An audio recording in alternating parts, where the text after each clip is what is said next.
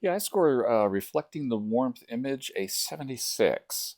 And I'm going to show you a couple of things. I'm not quite sure, whether we're trying to show off a body or the clothing or the model herself, but none of them seem to take any precedence. But here's some technical reasons why this image falls a little bit short for me.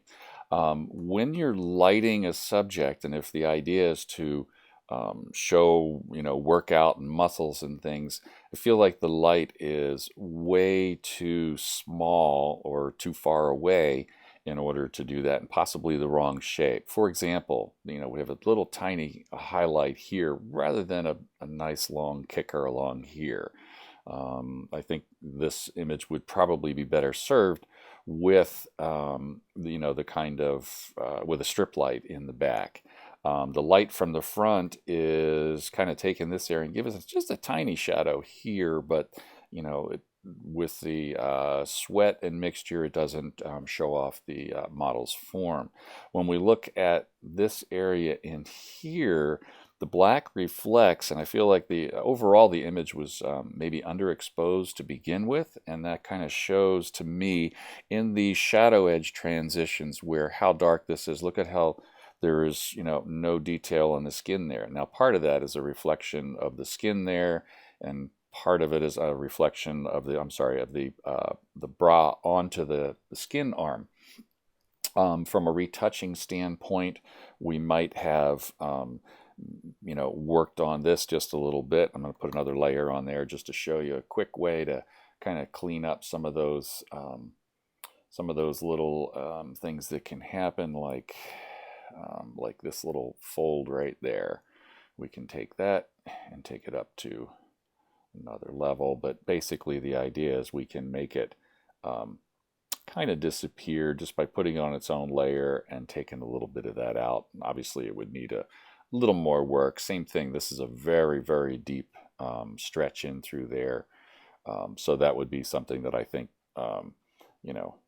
could improve the image just a little bit. I see another technical thing down here, and I'm not sure what happened. Like maybe the maker tried to dodge something in the image, but missed and ended up outside on the mat. So that's an issue there. And one other thing I want to bring up is this presentation mat seems to be a little, when you have the colors that surround your subject influence the colors that are inside. Okay, so I'm going to go inside here and just raise up just a little bit. So I take that key line away at the moment.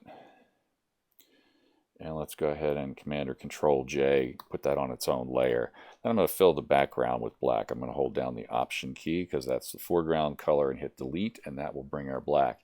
Do you see where right here immediately when we're in the gray, when it's a gray background, this looks like it has absolutely no detail. It's black with no detail because this is a soft gray out here. Once we go the other thing and make it a dark background, now I'm actually seeing some light in this area here because the relative blackness and darkness between here and here makes a difference. Show you one more thing with the as far as presentation goes. Sometimes simpler is better. Ooh, that's way too much, not 25 pixels. Let's try 8 pixels. That's a lot closer. So 8 pixels, you want to make sure it's inside. This is a stroke. And one other thing that I'll often do on my images these days to add a little more depth and dimension is to add an inner shadow. And the inner shadow can be controlled with 4 controls that are important. So what we want to do is decide where the inner shadow is coming from. So that'll be the angle. So it's kind of dropping down over there. And you can see against this dark background, this is really super dark. An inner shadow, we just want to lift and separate just a touch. So it's almost like one of those where you don't even notice it until you turn it off and on, and you can see how that kind of lifted that area up. So it gives it a little more depth and dimension.